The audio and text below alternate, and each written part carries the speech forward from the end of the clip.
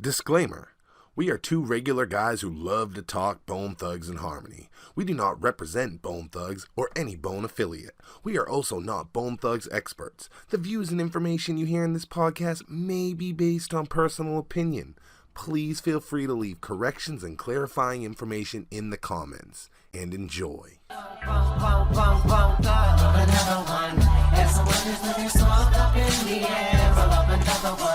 Yo, what's up, guys? Cecil West, John Lippy. We are back. It's Beyond the Harmony Thug Thursday.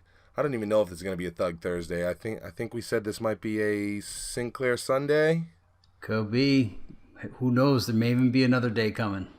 Yeah. Hey, I'm glad we don't know. It gives me a chance to first say what a awesome response from the Bone community. The Bone community can be so, hard on something they hate, which they should be. Bone is a unique thing. So when something sucks, you got to say it. You never know how it's going to be.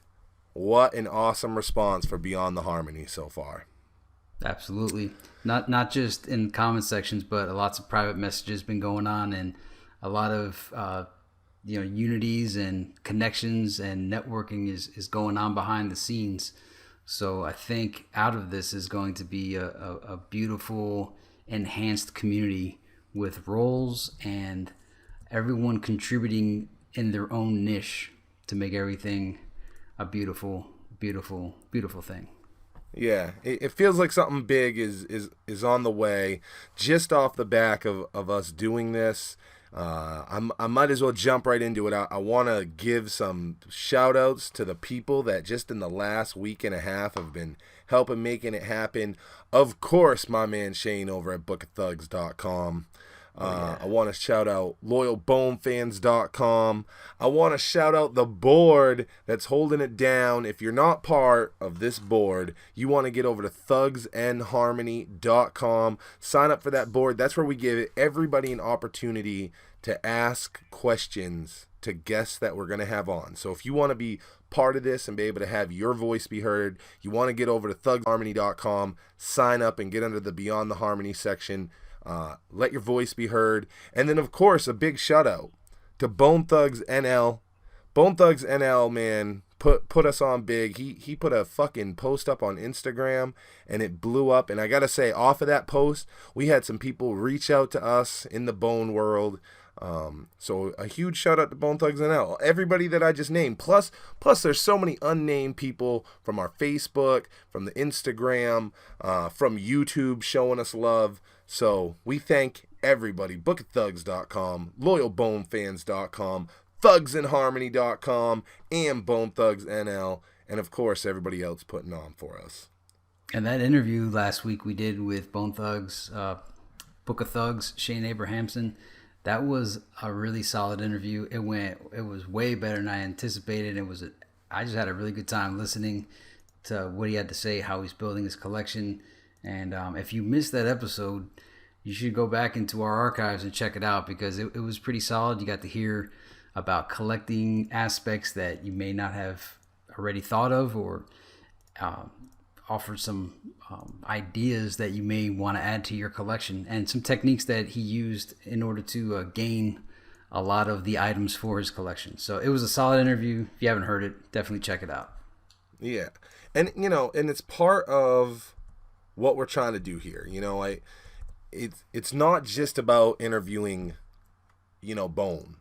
I want you guys to know I've seen a couple people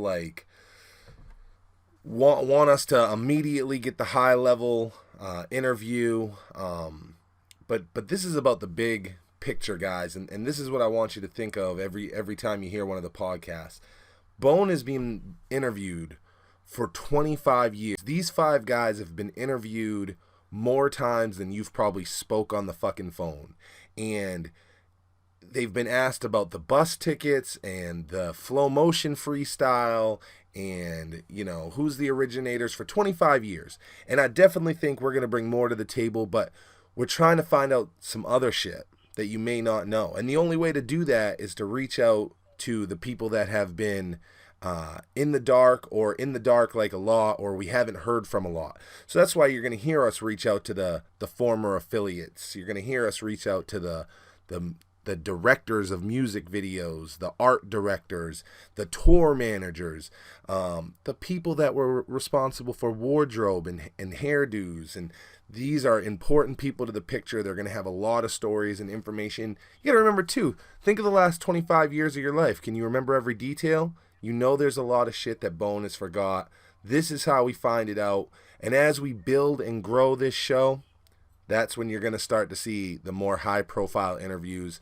I want you guys to know, too, that they're already there. We're already working on them. There's a bunch already slotted. But, hey, it's all about perfect timing. It's all about perfect timing. All about perfect time. We wanted to bring the stories that haven't been heard yet for 2 decades. Imagine if you're some of these unsung heroes that help Bone behind the scenes or on the scene with them, and their stories have never been adequately told. We want to get those stories told, preserve them on this channel, and every single person you didn't know about opens up a whole new chapter of Bone that you didn't know about. If you're like the archaeologists, we call ourselves the Bone archaeologists. Once you find one clue, it leads to like 3 more, and then the story just blows wide open. In fact, we can't name future guests, but some of the research we were doing this week led us to entirely new things we never even knew about. So along this journey, if you wonder why we have certain people on the shows, it's the stories that we haven't heard to learn things that we never knew, and that information that we never knew leads to new discoveries. So this is a journey of discovery. It's a process, and it's an adventure, and that's what this whole Beyond the Harmony journey is all about. And we want you guys to be part of it. The best way to be part of it right now is to, be active at the Thugs in Harmony board, or be active on our YouTube channel. You can also, our Facebook, any of our social media. We're on Instagram. We're on Twitter. Of course, we're on YouTube. Of course, we're everywhere. And but make sure you're part of thugsinharmony.com. That way, the questions that you're going to have for these interviews, they're up there. And we let thugsinharmony.com know about the interviews before anybody. They know about them about a week before we do them, and that's where we get all the questions. And I promise you, there's some interviews coming up you're gonna want to be part of. So make sure you jump over there. I'll tell you guys too that the way that we're releasing content, it's not always gonna be part 1 and part 2 back to back. We're going to give you guys content that's exciting when it happens. We got interviews that are going to come out, just this week. And, the content will come. But just like I said last week, I promise you're going to hear everything. We're not going to hold anything back from you guys. So we appreciate everybody rocking with us. It's been a great project so far. The support has been outstanding. Make sure you subscribe. Make sure you're getting ready. We got giveaways coming up, and we got some crazy giveaways. Not only planned our monthly giveaway, but we got giveaways planned for 100 subscribers, 500 subscribers, 1,500 subscribers. We want to make sure that what you're putting in to this channel, you got the opportunity to get something back as well. So are we gonna have one at 1,000? I heard 100, 500, and 1,500. Can we throw one in there for when we hit 1,000? So here's the deal. We'll probably do one for 1,000, but the one for 15, and I'm not going to say what it is until we at least hit the 500, but the one for 1,500 is so fucking huge that it's tough to do one at 1,000, but we'll probably do one at 1,000 as well. And these are all in addition to us doing the monthly giveaway. I got more stuff in the mail today for the monthly giveaway. Yep. So for everybody to understand how these giveaways are going to take place, and I know you have a video coming out kind of showing some of the merch, but what are the things that people need to do in order to be involved in this giveaway process? How can they become eligible? What does everybody need to do to get in on that? Giveaways are a super easy thing for you to be a part of. The first thing you got to do is be a subscriber. It's only eligible to subscribers of our YouTube channel, so you got to make sure you're subscribed to Beyond the Harmony on our YouTube. After that, you just need to comment. If it's a March giveaway, then just comment on videos in March. If we do 4 videos, it's going to be one of the 4 videos will be selected at random, and then a random comment will also be chosen from that video, and that'll be the winner. So the more comments that you have, the more chances you have to win. The great news is any comment you make on any video will count for the subscriber giveaways. So when we do a subscriber giveaway, for instance, when we do this 500 subscriber giveaway, when we do that one, it's going to be all our videos count. It will be a random video, any one of our videos, and then a random comment from that video. So it's really easy to win. You just got to subscribe and comment. The more comments you got, the better chance you got of winning. I'm about to put the video out. If you guys pay attention to the Facebook will tell you that we had a vote. And the vote was if you wanted to get a sealed, brand new copy of Mo Thugs. It was Felicia and Lazy Bone all lifelong. It was sealed, brand new. Or did you want a used copy, Mo Thugs featuring Bone Thugs, Ghetto Cowboy, the clean edition? You guys voted to take home that clean edition. So that's going to be the March giveaway. So now y'all know how to win. Make sure you're dropping comments on everything in March, but don't forget every comment on every video counts. Beyond the Harmony, like I said, we're giving back to you guys. We want you to have an opportunity to make your work on this channel count, and that's why we're doing so many giveaways for you guys. So who do we have today on our show? Like this episode, we have a guest, and yeah. So who is it that we have? Tonight, we are going to be interviewing, and he'll be calling in any minute, Aaron Purnell.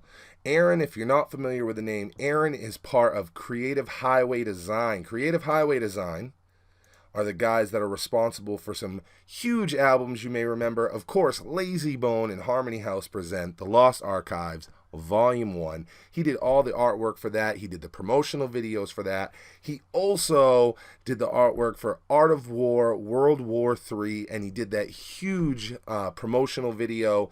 If you guys don't know the promo video I'm talking about, the Art of War WW3 promo video is outstanding. Past him being a guest, I always tell John that's like the most excited I had been for a Bone project in so fucking long because of that video, because that video screamed out East 1999, Eternal, Art of War. Like, it grasped what it was like to be part of Art of War, but updated. I was so excited, and it was based off this guy's video. Aaron just kills it. He did a lot for Flesh and Bone, so he's got a lot of Bone work, and it really all came from that time frame. Trying to remember. Flesh and Bone, he did the it was the cover for Death Society. Yeah. He did the cover for that. He did all kinds of stuff. He did a Big Sloan cover, and he's done a lot. Like, he's done so much Bone stuff. The Flesh and Bone van, bro. If y'all have seen that Flesh and Bone van, he did that artwork. So he's all over the place. I mean, I love all that stuff. You know, I felt like his artwork was the closest to the original Bone Thugs, stuff that we've seen in a really long time. Yeah, and I remember when all that started coming out, I remember you were dropping me messages all the time. It was like you were more excited about the artwork than actually hearing the album when it came out. All the time, just because it recaptured that whole vibe that had. Yeah. I mean, Bones always kept it consistent with what was going, but this particular series kind of recaptured the essence of the art. And you know, I'll tell you, it's crazy too, because I was really excited about the Art of War WW3. Art of War is my favorite record. If you guys remember, there was a lot of snippets that were out there at one point, and it was just like a clip of the Busy verses that, you know, I think some of the best Busy Bone verses that we've ever heard is fucking World War III. I mean, he kills that. And then if you guys remember, that project was dropped and it wasn't going to happen. And I think that's when like Wish and Crazy kind of stepped away, and it was dead for a while.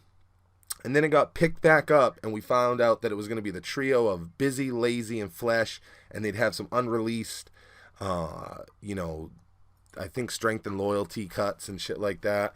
So I was already pretty excited for the record based on those snippets, and then the promo, those promo videos dropped, and you know, I promise you guys, if you haven't at least seen the World War III promo that Aaron did, it's phenomenal. But he also did one for Lost Archives. He did a bunch of promo work for Flesh and Bone. He did one for like Flesh and Bone's Pull Up. So you know, the guy he's super talented, and I actually think we have him in here now. Aaron, are you with us? Hey, what's going on, brother? Yep. Okay, there we are. Right. Aaron Purnell. So we've actually been talking you up a little bit, Aaron, before you got onto the show, just giving everybody a little background and a refresher on who you are. Sweet, man.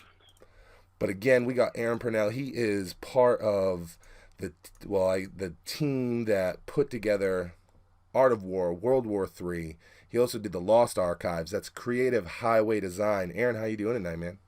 Pretty good, man. I appreciate you guys having me, man. Really appreciate it. Doing good, though, man. Doing good. Yep, that was the last few projects I did for the group.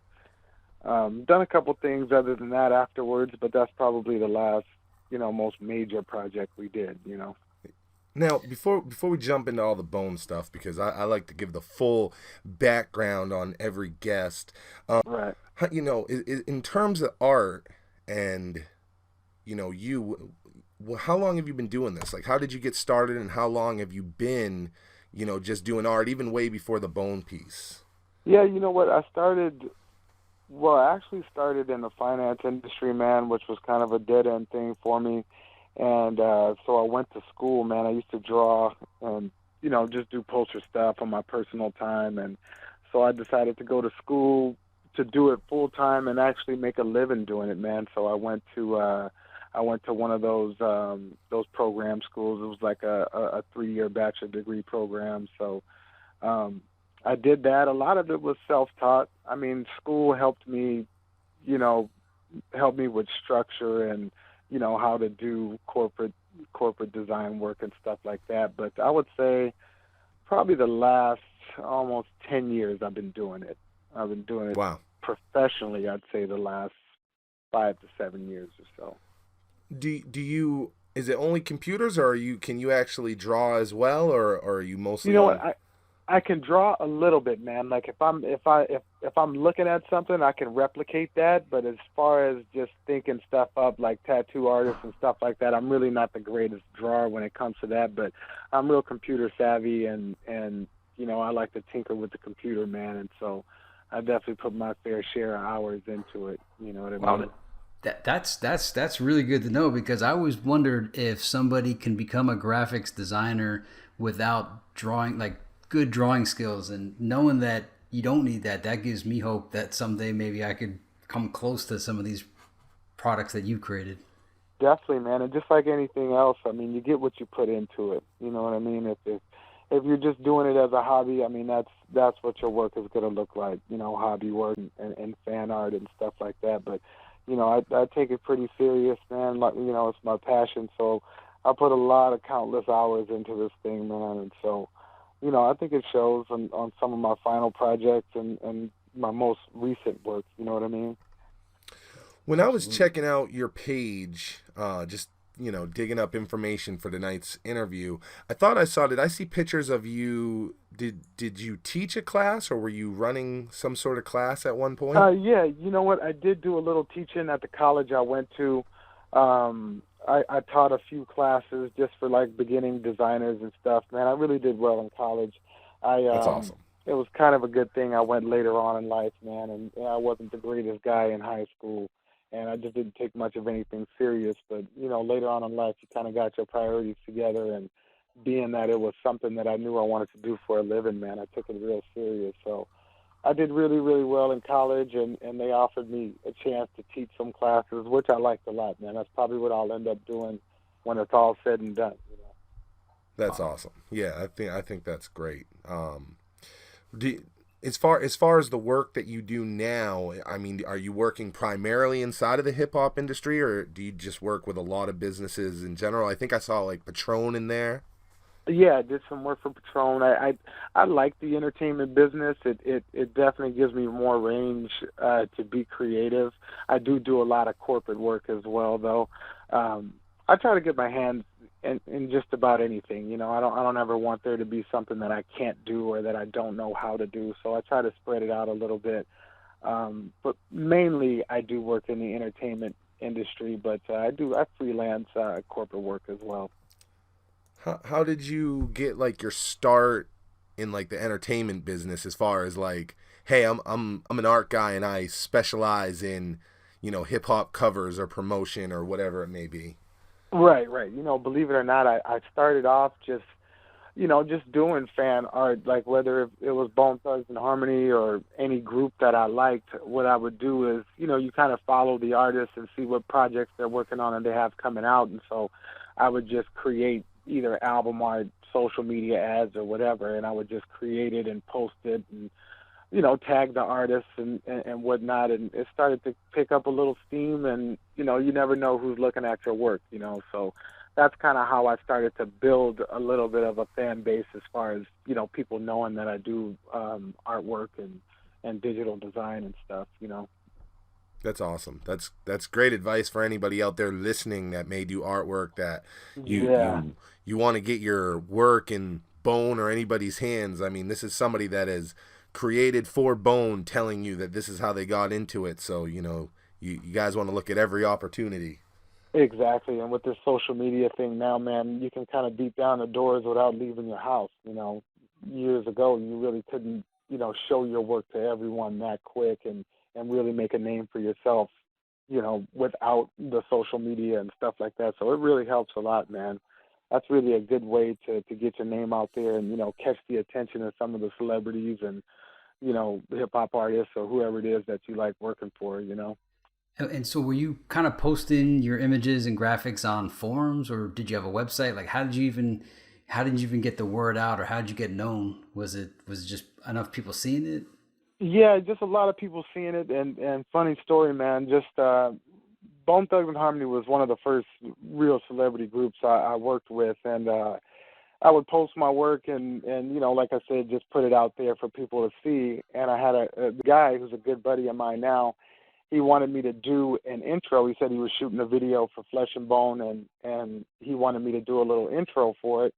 And a lot of people talk. To be honest, I didn't believe him, so I didn't do it. And he just kept bugging me to do this work, man. And finally, finally, I just said, you know what, I'm going to do this to get this guy off my back. And sure enough, I did it, and Flesh and Bone called my house the next day, man.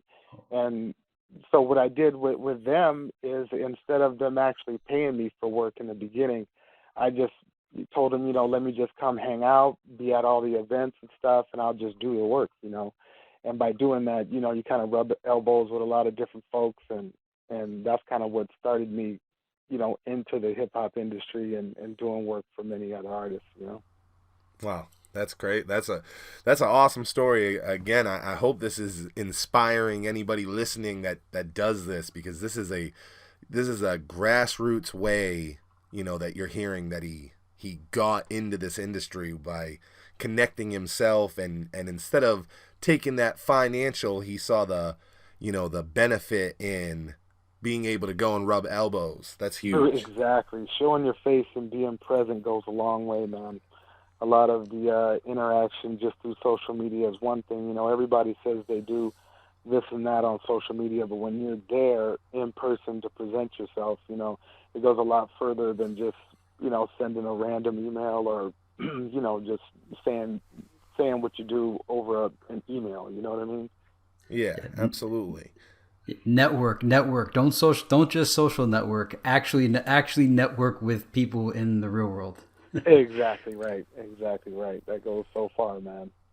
And you said that's probably the best move I made. That was the best move I made by, sacrificing the money up front just to be there and be present, man. That was huge for me. And that piece you did for Flesh, did that ever come out, or is it in that set of pictures that you sent Cecil? Yeah, you know what it is. I don't know if you guys ever seen the How I Roll Up video. I think that was Yes. maybe that was like a year or two ago. But right before that video starts, you'll see the intro I did, and that was the one that I did for my buddy. And at the time, like I said, I really wasn't thinking much of it. But you just never know who you're working with, you know. Yeah, it's like the car pulls up and the window drops and it like shoots up the title. That's right. That's it. That's the one. Exactly. Yeah. Exactly. It was quite some time ago, man. But I was proud of it at the time, you know. Just a question from the we work with a board, thugsandharmony.com. It's a Bone Thugs message board, and they had a few questions for you out there, so we're going to be asking you some of those. Sweet. Eternal Moving from the thugsandharmony.com board wants to know how long you've been specifically animating and what software you use when you do these animations like the one for Flesh and Bone. Oh, okay. Yeah, motion graphics I've probably been doing maybe about 5 years. That is, it's very time consuming, but the payoff is great, man. I love seeing the final product and seeing it all come together. I use a lot of my stuff. I use Cinema 4D and After Effects, and some Photoshop, depending on what the project is. But for the motion graphic stuff, it's After Effects and Cinema 4D. Wow. So you said about 5 years. So, I mean, like, World War III was a couple years ago. So you were relatively fresh in the... Yeah, I was just getting started, man. I had a lot of fire in me, man. I was really, not that I don't now. I still have that same fire, but, you know, you live and you learn through experiences. But, yeah, at that time, man, I was getting on any and everything I could. That's huge. That's impressive because, man, you know. I mean, just so you know, that video, that commercial you did for Art of War 3, like, rekindled the spirit in Cecil. I mean, he was calling me all the time saying, man, did you see that the commercials for Art of War 3? You got to see this thing, man. So, I mean, it's like we've been looking for you. That's awesome, man. Yeah, that was one of the ones, man. That was one of the ones I was really inspired to do. And to be honest, I wasn't commissioned by them to do that. That was actually before I was told, you know, I was given the opportunity to do the cover. So I was just doing that just as a fan, you know. But again, just being such a huge fan, man, that's what I would have been doing anyway. And I just devoted all my time to my artwork, you know. And like I said, in the back end, it pays off, man. It really does. Well, you know, during that time period, that came out and the Lost Archives came out, and I noticed there was like a consistency to it all, and I didn't draw the connection until now, seeing all your artwork here. I'm like, wow, it's the same guy. So I wondered back then, and I still wonder now, did you consciously kind of create that color scheme? It's, you know, it's kind of like a brown with the orange and black, and it kept it all consistent. Yeah, you know what? I would like to tell you that I did that on purpose and that there was some great story behind that, but honestly, I was just kind of doing it by feel at the time. Like I said, man, I've been a huge fan of this since it started, man, since I got my little Indian chief tattoo on my arm when I was 18, bro, and I just been such a big fan. Like, I was just doing the work that I felt that the music presented to me, you know what I mean? Well, because you keep saying, go ahead. In my mind, and I'm pretty sure in Cecil's mind, like the color scheme, the consistency of how it all kind of blends together, it's created an era. Like in our minds, you defined this particular era of like, it's like a 1 or 2 year period. And like when we tell our stories to each other of how we interpret Bone in our minds, your artwork defined that period of time, at least to us. So I want you to know that, and it. You basically solidified our subconscious interpretation and experience of Bone for a small, brief period of time. So props on that. Huge, man. I really appreciate you saying that, man. That's for you guys to say that, and for how I was feeling when I was creating, man. It let me know that people were on that same vibe and feeling it the same way I was. You know what I mean? So that's real huge, man. I really appreciate you saying that, brother. I know that. For the fans, before we dive into any more the thickness, I know that if I don't ask these basic questions, then I'm gonna catch hell. So you've been saying, hey, I was a Bone fan before they ever got me. I was a Bone fan, so I gotta ask, what was the favorite album for you?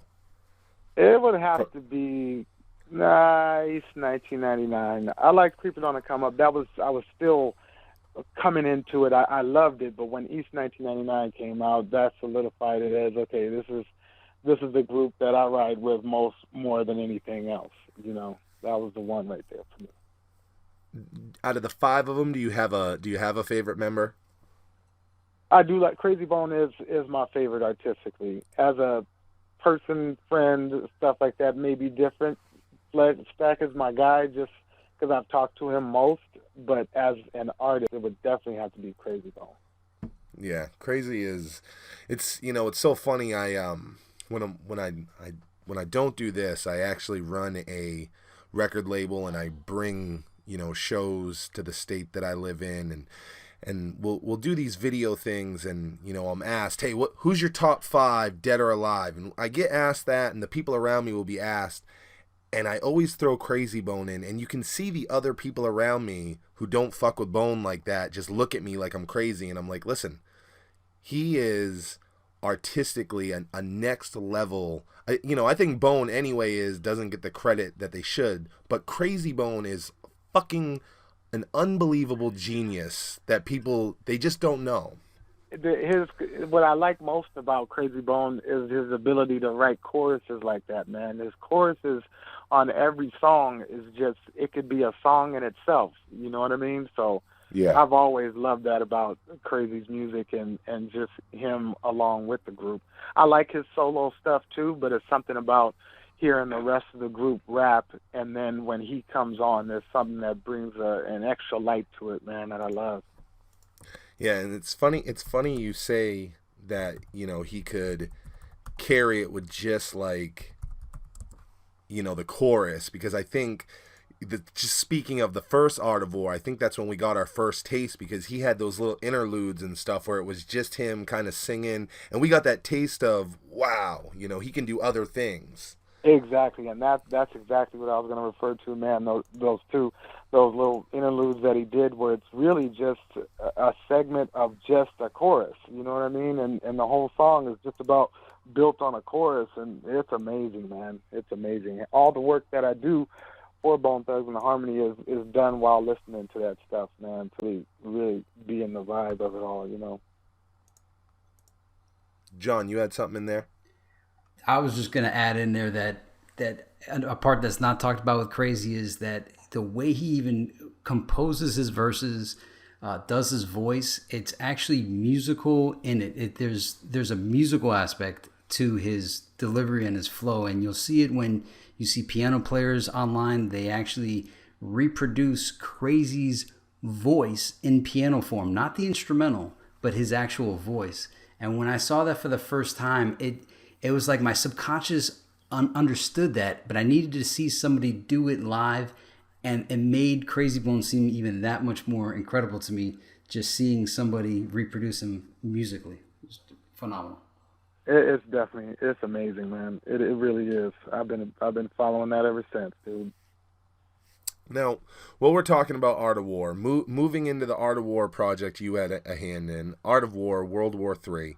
With the first Art of War album, I mean, this is an iconic staple in Bone Thugs culture. And I mean, not just for the music, but, if we all think back to 97 and, cassettes were still a thing, the artwork presented to us in the Art of War package was fucking phenomenal, and really kept that Bone tone going. Was there a lot of pressure for you knowing, hey, I'm doing the second Art of War, like the standard is high here? Yeah, you know what? I tried not to even think about it like that, man, just because, when you do think of it, the gravity of that, it can be a little nerve-wracking, but I was just kind of setting my mind and doing what I felt like I could bring to the table at that time, and I feel pretty confident in my artwork, so I never did it with the thought of this has got to be better than the last or the other person's artwork or anything like that. It was just, this is what it is now, and this is the opportunity that I have, and I got to kill it. Did you ever get were a they chance? giving? Go ahead. Did you ever get a chance to ride in that Art of War 3 van for fleshandboneglobal.com? You know what? I did the artwork on that. I never rode in it, but I've gotten a few photos just next to it at concerts and stuff like that, and it was really dope to see your artwork presented like that on a van and stuff. Man, that was really cool to see. Never really rode on it. I know a couple of guys ride that van from location to location to sell merchandise and all that stuff, but it was cool to just see. Man, I never really rode in it though. Now, the guy, I'm assuming there was an actual artist that painted that on there. Did you ever get to meet him or her? I did not. To be honest, I'm not even sure who actually put that together. I didn't necessarily create the artwork for that van. I think they just took the pieces of mine that I did and placed it on there. So I never really talked to anyone and said, hey, this is how we're going to do the van or this or that. They kind of just went ahead forward with that. But, it was still cool to see my artwork on. They should have actually had you design the whole thing. I'm sure you probably would have I next would have loved leveled to. that. Yeah, I would have definitely. Had I known that that's what they were trying to do, I really would have did something special for it. But at the time, I had no idea. I just kind of saw it in front of one of the concerts out here in California, man, and it was really cool. That must have been crazy to be walking up to the concert and looking at this van and go, "Is that the shit I made?" It was great, man. I'm telling you, it was a feeling like no other, man. I think that's the best part of doing artwork is when you see somebody, representing their brand with something that you've created. It's a real fulfilling feeling. You know what I mean? Yeah, and I don't know if this was after the period where people didn't buy CDs anymore, but was there ever a circumstance or an opportunity where you walked into a CD store around the time of the release of Art of War 3 and had the privilege of seeing that actual CD sitting on a shelf somewhere? I did. It was at a Best Buy. It was at a few Best Buys and Targets and stuff. And even to this day, man, whenever I walk in, I usually go try to find that album just to see it sitting on the shelf like that. Man, it's really really cool stuff to see something you did in stores like that. That's awesome. That is. I'm glad you got to see it. Yeah, that's great. Yeah, that's probably one of the best moments for me as a designer. Since then, I've had a few albums in stores, but that was like the first one. That was the one that let me know, okay, you're a legitimate designer. You know what I mean? Yep. Were they giving you a lot of, direction in terms of, hey, this is what we want for the Art of War, or even like Lost Archives? Like, did you receive a lot of direction, or was it, hey, this is the main details, go to work, kid? Yeah, for the Lost Archives, I worked with a guy, and forgive me, I don't remember his name. I think he was a road manager at the time, and we kind of hit it a few times as far as different revisions and trying to get that overall look. I think it took a little longer only because they weren't exactly sure what they wanted to see on that. So I think that one went over a few times before we settled on a final cover for that one. But as far as the Art of War, I didn't really get any direction. They just kind of let me do my thing on that, and it was cool because a lot of that work is the first thing that I designed. I never really had to do any revisions or any changes or anything like that. So that was a real one-hit wonder type of project on that one. Did they give you like logos or any kind of like files to work with to add onto the final? Just the standard logo, the standard Bone Thugs and Harmony logo, but everything else I made myself, you know what I mean? I did get some photographs though as well, just for like the inserts and some of the stuff I used on the inside. But as far as any type of artistic stuff, no man, I just did that on my own.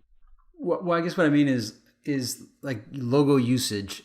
Like I've gotten certifications and there was like all this criteria on how I could display a logo and rules and stuff like that. And I always wondered, like when I was looking at your pieces here, I'm like, okay, well, there's some logos on here that I wondered, even the Bone Thugs and Harmony logo, was there any rules or regulations, how it had to be displayed, where it had to be displayed, the size, You know what? I didn't get a lot of that, to be honest, and I know what you're talking about because I've dealt with that on numerous occasions. But no, I didn't really get, other than just me talking to Stack about how he'd like to see it or what he likes about it, but I didn't really get any pushback as far as, this needs to be so many inches and it's got to be placed, within this realm on the cover or whatnot. I didn't get really any pushback on that one. Like I said, really, it was, and I was shocked too. It was pretty much they liked the first thing that I sent to them, so I was happy about that, man. I'm used to doing, quite a few revisions to make the artist happy, and which is not a problem. Ultimately you want the person to be happy about what you're representing them with, but no, man, I didn't get too much pushback on that at all. The Lost Archives, if I remember correctly, that was before the Art of War, right? Yeah, I believe so. Yeah, it was. When I look at, like, I remember, and you sent me a like an unreleased, like, one of your starting off original. Yeah. Right. And I remember seeing, like, because the final one has, like, the 5 bones climbing or crawling towards the vault. And I remember seeing ones a little earlier that had, like, a Bone Thug sign, and maybe, like, the word bone or something out on the, so I saw some earlier ones. With that one, with Lost Archives, and the reason I'm asking is there was a lot of pressure, I think, around that Lost Archives. I don't know if you're familiar. There was an original track list that was released, and then at the last minute, the track list was changed. Did you know what was going on with the album, like while it was going on, or did you finish the artwork and then, like, were you done with the artwork way before it came out, or like? You know what? I think it by the time I was done, it was getting ready to come out. But I do the same thing as any fan, man. I look at all the blogs and all that stuff, and I saw a lot of folks saying that this is never going to come out, and this has been in the works for so long, and this and that. So I didn't know what to think at the time. I mean, obviously I knew it was coming out because we were putting it together, but beforehand. Yeah, I didn't follow too much as far as what should have come out and when it came out. By the time that I got to it, we were, like, putting it together to release it. So, anything prior to that, I wasn't too sure about it. But I knew that they were saying that this is a long time coming, and a lot of folks were unsure if it was even going to be released. Did they give you any of the, like, when you did World War III or the Lost Archives? Did they, like, send you, like, a advanced, either, like, the audio or the CD itself? Did they send you in advance so you could kind of hear it and vibe to what was going on? This is going to sound crazy, but I still don't have an original copy of the Lost Archives with the artwork that I did. I never even received a copy of that, believe it or not, man. But that one's super rare. Other than the track list, no, I didn't get to hear the music, beforehand or anything, if that's what you're asking. They would send me the track list, of course, to put on it, but I never really, obviously I didn't put that out or show it to anyone, just for their confidentiality on it. But yeah, I see that Lost Archives album for sale and the prices it's going for, and I'm thinking I should at least have a copy just for myself, Yeah. I still don't have a copy of that thing, man. We just had a collector from a website named bookofthugs.com, and his goal is to own every Bone and Bone related CD or media that's come out, and wow. and he owns a copy of that. And in private, I was talking to him, and he says that it goes for a pretty penny because it was so limited, the amount of them that actually ended up out there. Right. That they go for 100 plus, I think. Wow. So it's bone collectors are unlike any other one, though. They're super fans. We touched on that. Little John's fans don't collect his CDs, and they're certainly not worth $100+. The market dictates that, and right. Bone fans have made that a it's a relic, and that's something else I'll tell you too, and you must know it. Not did you create the artwork to an important follow-up album, but you also created a album cover to there's these certain relics. We talked about last week the E1999 Eternal fucking clean version. It's very limited. It's a relic. Right. Yours is a relic as well. It's almost like if you haven't really held it in your hands, does it really exist? It's that rare. Yeah, that's cool, man. I never really looked at it like that, and you're right though. I don't even know where I would get that, even if I wanted it. You know what I mean? I wouldn't even know where to find it, other than, like you said, those sites where folks are selling them for who knows how much. But that's really cool, man. I never really looked at it that way, but that's dope. In looking, I got another board question coming up. Okay, AK from the thugsandharmony.com board felt like your promo work was the best that he'd seen in over a decade for Bone, and he wants to know if you felt like the music from Art of War 3 held up to the hype that your video created for the project. You know what? I'll say this. The music was better than I expected it to be. I, just like I'm sure everybody else and all the other fans out there, wanted to hear more of that the original Art of War sound and the East 1999 sound. I did like it. I think when I was creating that promo, that's what I had in mind. I hadn't yet heard the music, but I'm in my head thinking that that's what it's going to be, and I think that's what gave me the inspiration to create that promo. That promo, like I said, feels, in my opinion, more like the 95, 96, 97 vibe of Bone Thugs and Harmony, and I liked it. I did like it. I don't know that. It's hard to say. I guess I'm biased to it because I did it, and I think it's awesome, and that's how I feel about the music. But if we had to compare the two, I'm not sure that there's much that'll compare to that original sound. So are you aware of like the cryptic stuff that was inside of East 1999 Eternal, and like the map and the image that you have to hold in front of a mirror, and then it was like a riddle? Oh, okay. I've never seen it. No, I've never seen it. Never heard of it. Well, okay. Well, it was kind of like a build-up question to ask you if you had hidden any kind of secret messages in any of your album covers, whether it was Lost Archives. No. I didn't put any of that in there. It was funny though, because I've seen a lot of folks saying that kind of stuff in comments to the promo and the stuff I did. But no, I didn't purposely put anything in there that was beyond what you see on the artwork. I wish I did though, knowing that I guess I'm not a super fan like I thought, man. I had no idea about that hidden stuff, because had I known, I'm sure I would have done something like that just for us fans, Are you familiar with the Bone Thugs and Harmony BT&H Resurrection cover? Yes. I know it's the one. It's got them. It's the ground is cracking and there's mm-hmm. light coming.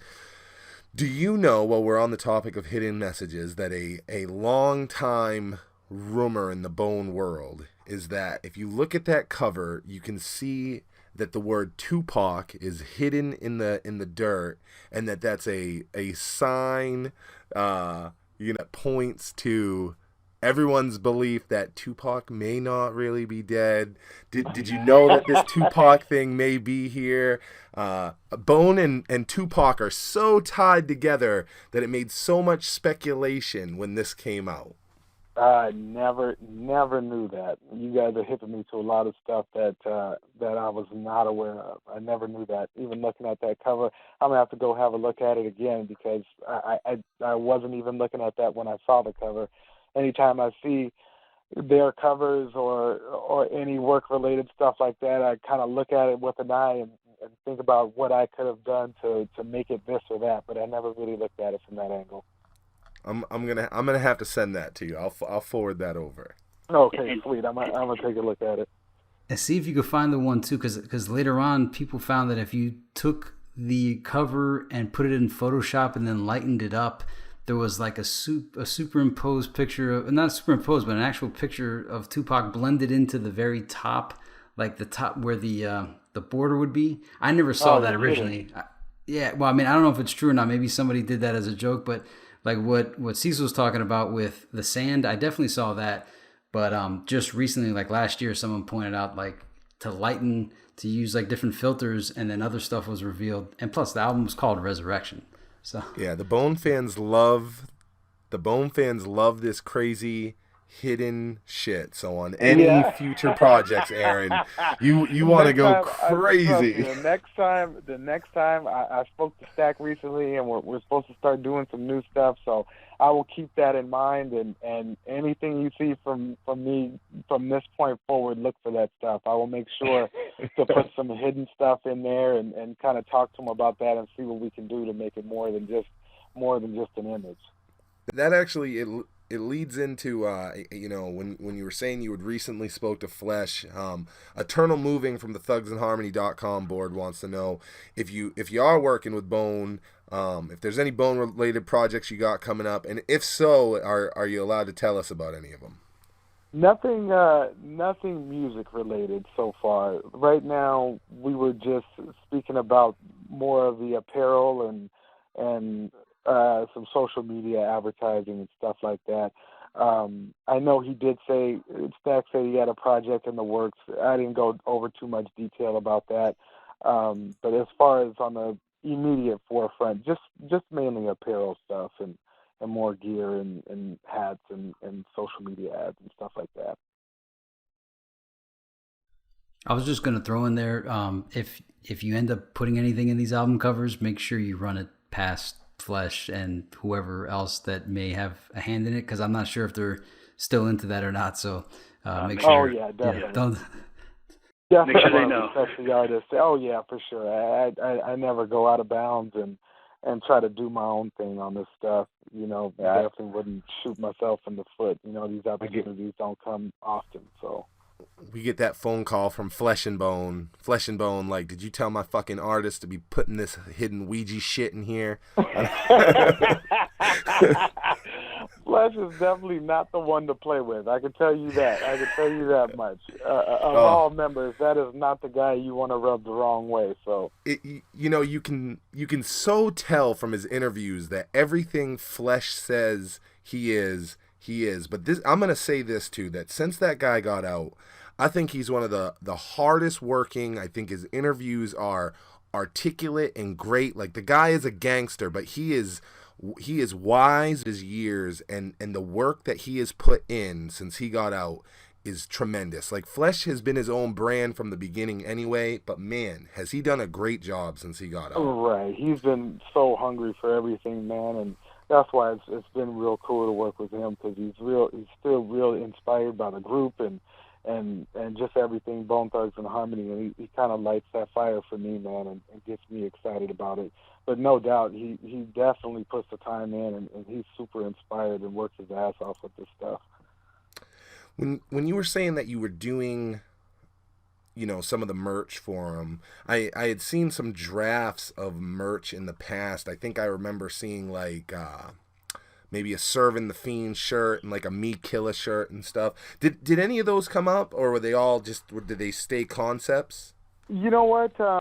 I've seen a few of them. I've seen a few of the members wearing them, when they go on tours. Every once in a while they'll come out here for a few tour dates, and I try to go, and Flesh will send me some gear here and there. But as far as what I've made, I know the stuff that I've made has come out, and I've gotten a few copies of it. I don't really wear too often. It's kind of like a trophy for me, if you will. I just kind of keep them. But I know that the ones that I've done have come out. I haven't seen any of the most recent stuff, so I'm not too sure. But I know the last few I've done have come out, and they sell them at shows. I think Flesh is in the process of redoing his website, and that's kind of what we talked about. He's redoing that website, and I'm sure once he gets that up and running, you'll be able to buy things off the website. And, most likely a lot of those shirts will be for sale on those websites. But the best place I would say to get those shirts is to show up to the shows. They usually have, little boutiques or whatever that have all that gear there.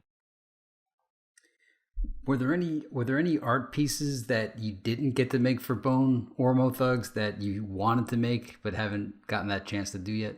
Like an idea that's always... pretty much everything. Everything they come out with, I wish I could have done. You know what I mean? I would have done it. I would have done it all, man. But I think I wish I would have been on board, a lot more in the beginning. But shoot, those times in the beginning when I was just a fan, I wasn't even designing at that time, man. But really, anytime I can get an opportunity to do work for them, man, I try to. I think nowadays it's a little bit different. Everyone's got their own different management, and it's not as easy to get all 5 guys on board with one person doing artwork, and they all have their different guys and different people working. But I try to stay in the loop as much as I can. Another question from thugsandharmony.com. Stars there would like to know if you've heard if Lazy's doing a Lost Archives 2, and if he does, if you think you're going to be doing the artwork for it. I haven't heard of that yet, but I'm definitely going to campaign to do it. And now that you've mentioned that, I'm going to make mention of it myself so that they know that I'm on board for that. But I have not heard anything myself as of yet. But that is something I can find out. I will find out. You guys have a blog site. Maybe I can keep in contact with everyone through your site, or where you guys post all your info. You can always contact me directly, and we'll go in a video. Or thugsandharmony.com is the official forum that we use to stay in touch with members, and that's actually where we let a lot of people go on and come up with a lot of these questions. So I'm sure they'd love to have you as a member. Everybody there was very supportive of this and seemed to really support your artwork, because again, I think we all feel like after Art of War, and I like to think that the art translates to where somebody is in life. So as far as Thug World Order or Resurrection or anything like that, that's where they were at. But everybody remembers those Creeping on a Come Up, Eternal, Art of War, and everyone likes your work, Aaron, because you were the closest to that for us all. And that's so great to hear. I feel like, but again, I feel like I'm same as you guys, man. Just diehard fan and listen to that nonstop. So I think that's probably why we're all on the same page with the artwork. Not saying that the other artists were not. I don't know where their inspirations come from, but I know as a diehard fan, and that being the primary source of music for me, I think that's probably why I can relate to the guys, that the fans and the guys that you guys are referring to, is just because I was just as diehard as them on it. It must have been the skull imagery that we've been dying to see again. And when we saw that in those commercials, I think that and the boneyard that you had on the Lost Archives and all that. I mean, they took the bone out of bone for a while.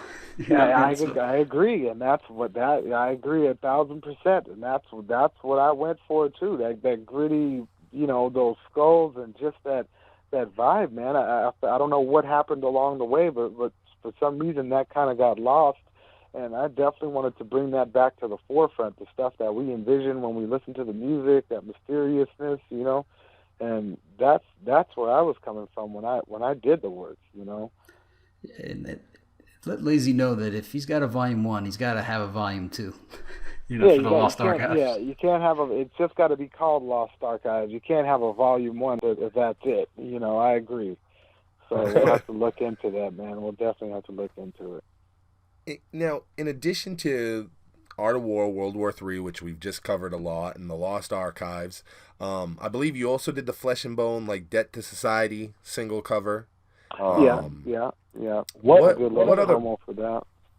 What other Bone Thugs related work have you have? I believe you worked the Duct Tape Gang. Yeah, I did a few of Sloan Bones covers. I did a cover for Kane.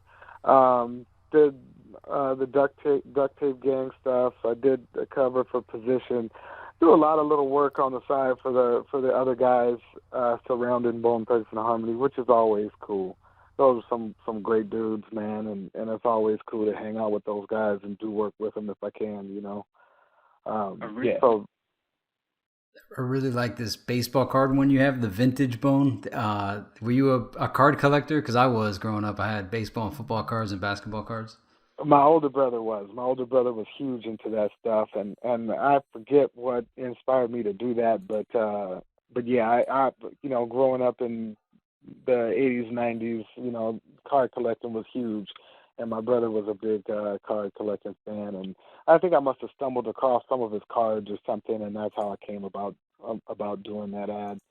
But yeah, usually, if I have free time or if something hits me when I'm driving, I mean, I spend a lot of time in traffic, man, and that's where I think of a lot of my ideas, sitting in traffic, and that's what the whole creative highway is, man, just being in traffic and thinking about stuff, dude. And once it comes to me, once I can see it in my head, I can produce it, you know what I mean? So it's probably one of those.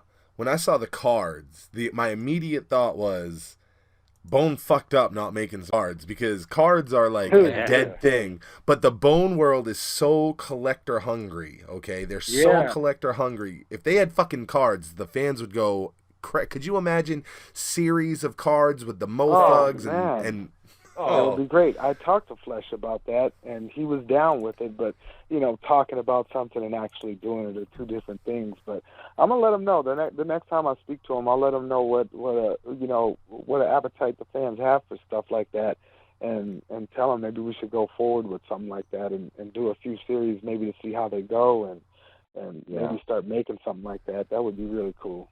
They would love that. And I can just picture, like, the bringing, because again, collecting is a huge part of Bone Thugs culture, and there's only a few fan groups that have a similar culture like this, and I mean, they're iconic groups like Kiss and the Beatles and Elvis. The only one that I can think of in hip hop with a similar collecting gene the way Bone has is Tupac, and as odd as it is, it's Insane Clown Posse. They have super mega fans that will collect a fucking poster on the wall that's ripped into shit if there was only that one at that concert. They want that fucking thing. Right, exactly. I know what you're talking about, too. I've seen it, man. I've seen it. Yeah, that's some cool shit, man. I think that would be a good idea, man. Yeah. Those cards, I think, go pretty far. And I see this. Awesome. I see this. Yeah, that card thing would be amazing. I see this Bone Thugs cartoon. Was this just kind of like a cool doodle thing, or was this something for like a bigger idea? The Simpsons one? Is that what you're looking at? The Simpsons one? You know what? That was actually Flesh's idea. He asked me to do something like that, and it was really just kind of an idea, and he liked it, so he ran with that. I just kind of put it together with that thought in mind just to see what he would think about it. You know what I mean? And he actually liked that one, so he made a few shirts with that. I don't know what else he might have did with that. But John, are you looking at the Simpsons one, or he did a Minions one as well? No, it's the one that looks like the Simpsons. It's got like the Simpsons font on the sky where the clouds are. And, as a kid, I used to watch the Jackson 5 cartoon, and I always thought, even from the beginning, that there should be a Bone Thugs cartoon. And I've just been waiting. I keep imagining, like, someday it's going to happen, and it just doesn't happen. Oh, man. If I could animate cartoon type stuff, that would be one of the first things I did. But like I said, I don't draw too much, but that would be a kick-ass series or something, even like a Facebook series, or, they do those Facebook shows nowadays. That would be really cool. Really cool. That Minions one I just recently, that one's probably some of the most recent one I did, I think. The depth on that Minions, like the 3D-ness of it, and the depth of perception is really impressive on the Minions. Thanks, man. Yeah, that one I did using that Cinema 4D program, which is it's a 3D program, and I mixed a lot of that with Photoshop, and I use Photoshop to kind of dress it up and use a 3D program to get those realistic lights and shadows and stuff like that. I was saving it for another episode. But as long as you're doing the Simpsons and the Minions, something we've talked about is Bone and the Ninja Turtles are one and the fucking same, man. You got to do one. That's a good idea. You got to do one where if you guys have any ideas, man, let me know. Crazy as Leonardo, you got lazy as Raphael. Okay, you got busy as Michelangelo. Oh, yeah. You got Wish as Donatello, okay? And I didn't forget Flesh. The ooze represents Ruthless, and Flesh wasn't there, so Flesh would be fucking Casey Jones. Okay? Oh, I like that, man. You know what? I'll put that together, dude. I will put that shit together. That's a good And idea. you think of the old TMNT logo, and you can almost see that as BTNH, man. Exactly. Exactly. That's a great idea, man. I will definitely put something like that together. Yeah. Don't let me forget about that, man. That's dope. I'm seeing this right now in your little art package. I can't believe you're the one that made. You did this Busy Seventh Sign like 3D text graphic where Busy's kind of kneeling down. You know how many times I've seen this? I've seen this so many times. This is bananas. That's funny, man. That's cool, man. That's really cool. Yeah, dude. I don't remember when I did that, but yep, I sure enough did that one, dude. Yeah, wow, that's dope. I'm glad you like that, man. It's a trip to hear you guys say you've seen these images, man. As far as me, I got my little bit of, I don't know, 1,500 little followers on my Instagram, and I see it on there, and that's it. That's about as far as it goes. So to hear you guys say you've seen all these images is real cool. It's crazy because I wonder if the fans know that, because some of these images that John's talking about are iconic on the internet amongst the Bone community, and I wonder if they understand that the same guy making this fan art, because they know that certain images are fan art, is the same fucking guy that's doing these real projects. Right, and see, a lot of those images you guys are talking about are the ones I was telling you that I would just do just as a fan to try to get noticed, you know what I mean? And so that's where a lot of that comes from, that's cool. I had a couple thugsinharmony.com board members want to know if you do take fan requests where you are a fan, and if you'd consider making a promotional video for the E1999 Eternal album, or that like Bone time frame. Yeah, I mean, I would love to do it, man. I try to sneak in stuff for myself. I get, pretty bogged down and busy with just the shit on my plate. That sounds dope. I mean, I would love to do some stuff like that. It's just finding the time to do it, man, and in between trying to make a living off this stuff and what I have time for. It's a real time-consuming thing, so that sounds dope. I'd love to do it. Shoot, again, it's hard to put something together without funding and put other stuff aside for, just the fun stuff, but send me any ideas, man, because when I don't have stuff to do, I mean, I do this for fun too, so sometimes I like to just create shit that I like on my free time just to keep that creative process going, so that would be something to think about for sure. I will tell you guys that Aaron is going to be creating the promo video for Beyond the Harmony, and me and Johnny's favorite time frame is that eternal Art of War creeping on a come-up time. So Aaron is going to be making something very close for you guys soon. Yep, stay tuned for that, man. It'll definitely have that same vibe, so for now, that'll be the closest we'll come to it, and I'll make sure that it definitely surpasses the last one you guys saw, that Art of War promo. I'll definitely do something super dope. Johnny, I heard you in there. One, for the people listening, this is like what we're trying to do is to keep the celebration of the culture of fun moments. The fact that, so went out and seeked out to find out who did this cover, and then we're hiring you to do something. That's the spirit that we're trying to rekindle, is, keep it in the folklore.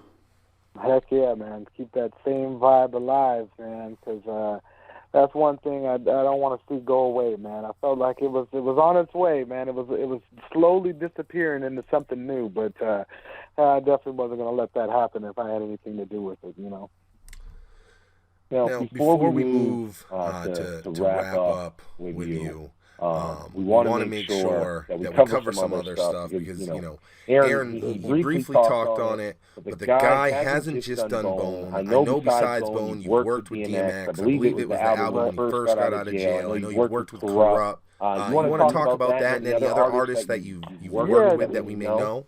Yeah, I've done a lot of work for Corrupt. I've done work for Oscar De La Hoya, Wu-Tang Clan, Faith Evans, Teddy Riley, Brother Lynch, Snoop Dogg, Daz. It's been quite a few that Wow. I can just think of off the top of my head.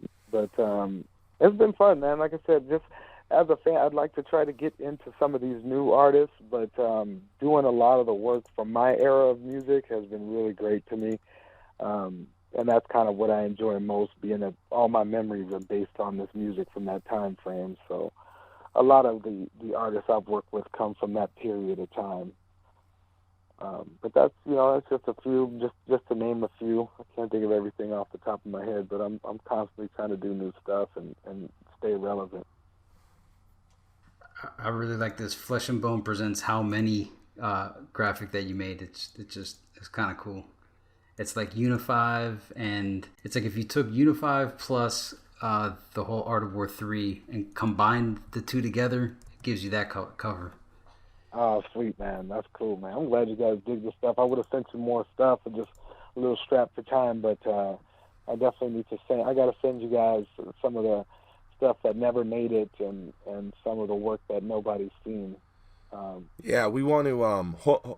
Hopefully, we'll have that before we post up the video. If we do, you guys, I'm gonna include it in the video. So if you're just listening right now, you want to make sure that you randomly check in on the video, because along with any unreleased, Bone art he may send us, I'm gonna put up a bunch of the regular work that he's done as well, so you guys can be checking out Aaron and just everything that the guy has done this whole time. It's really incredible, and you got a style. I think that every artist has a style. As I look through your portfolio, you can see that you have a style, and it's weird because I remember seeing Lost Archives and World War III, and I go, the same fucking guy must have done that. And then I saw the DMX album.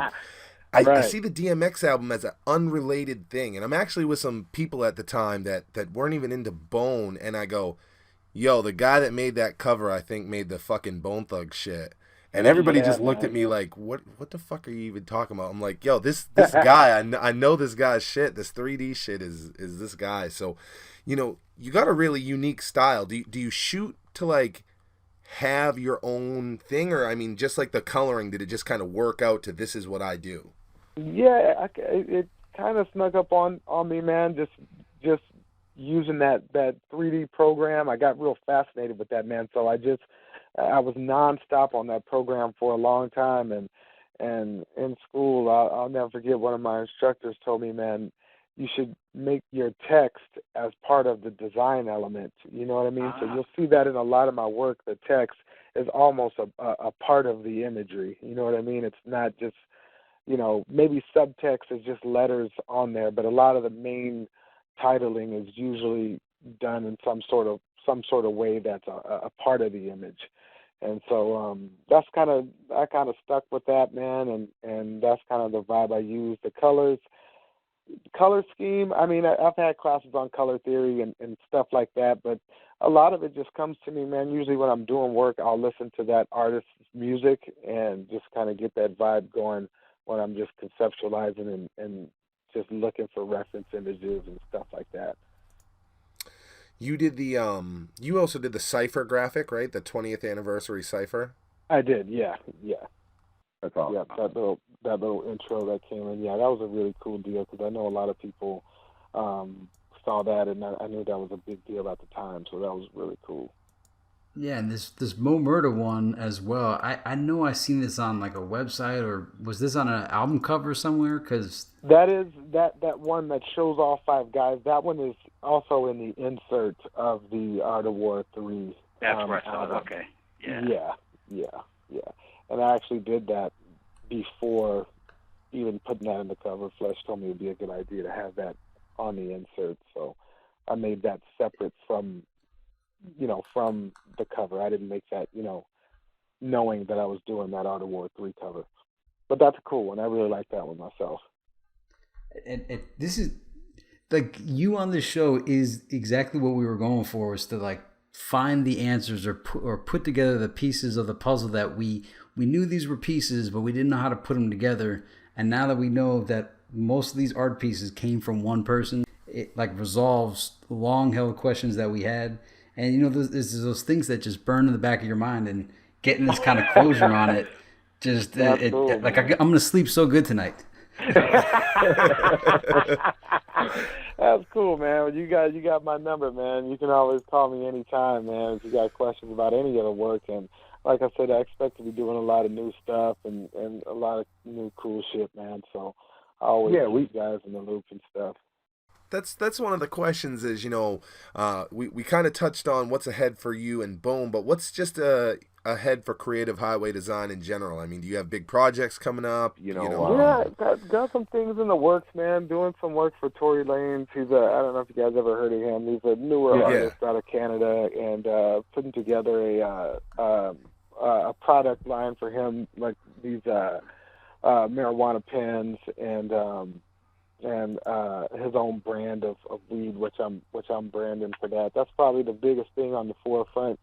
There's always other stuff in the works, freelance projects here and there, but that's probably the biggest thing so far right now, as far as the hip hop industry, And if somebody wanted to work with Creative Highway Design, is the best way the website creativehighwaydesign.com, or is there a better way for them to get in? Yeah, you can always hit me through the website or just my email, which is creativehighway@hotmail.com. That's probably the best way. Just go direct to my email. But you can hit me through the website as well. I would suggest everyone check out the website, man. Let me know your thoughts about it. Got a lot of the work that you guys have on that site as well. But there's a lot of cool stuff on there. Yeah, it's a great website, guys. It's got some Bone stuff on there too, so even if you're just interested in seeing some Bone artwork, he's got a lot of his Bone stuff on display. If you've been thinking of getting work, though, Creative Highway Design, they cover everything from logos, the motion graphics we've talked about, but they've also done a lot of package design. I see in here like the Wu-Tang's concentrate company. I see that you've done that. Corrupt's Moon Rocks, I see that you did a lot of that. So he really covers a lot of bases, guys. So if you do need some artwork, hey, let's keep it in the family. Aaron, man, let me know. Yeah, I assume that, you're always looking for work. It's never enough. Never ending, never enough, never ending, man. So please hit me up. Don't feel like it's something that'll never happen. I'm definitely in business for it. Hit me up, let me know. I'm always available. Yeah, I'll say in terms of when me and Johnny were setting up to get our video with Aaron, it was a very easy process to get set up. He worked very close with us to get things started, and we're really excited. It was much easier than you never know when you're dealing with someone that's done such high profile work that they'll take on your project. So I got to give props to Aaron. He very great artist to work with, man. Definitely open to everything, man. And again, dude, I appreciate you guys giving me the opportunity to come on here, talk a little bit about myself, man. That was real cool. It's awesome. Well, Aaron, hey, I want to thank you for coming on, being our guest tonight. Did you have anything else that you wanted to put out there for fans? Do you think we covered everything for you? I think you guys covered it, man. Again, check out the website and stay tuned for the stuff I'm going to do for you guys. It's going to be real dope, man. And again, man, just hit me if you have any questions, inquiries, and if you want to get something going, man, I'm always open for it. Awesome. One more time, that's Aaron Purnell, Creative Highway Design. You can check him out at his website, creativehighwaydesign.com. He created the Art of War WW3 artwork, the Lost Archives, and a plethora of other stuff. Aaron, we want to thank you, man, and we will have you back on here soon. Sounds good, man. Thanks, fellas. Take it easy, man. Have a good one. All right, you got it, brother. All right, y'all, we're going to go ahead, catch our first break here. Make sure you're subscribed, Beyond the Harmony on YouTube. Of course, check out beyondtheharmony.com, our favorite message board, thugsinharmony.com, and our guest for tonight, creativehighwaydesign.com. We'll check you guys on the next video.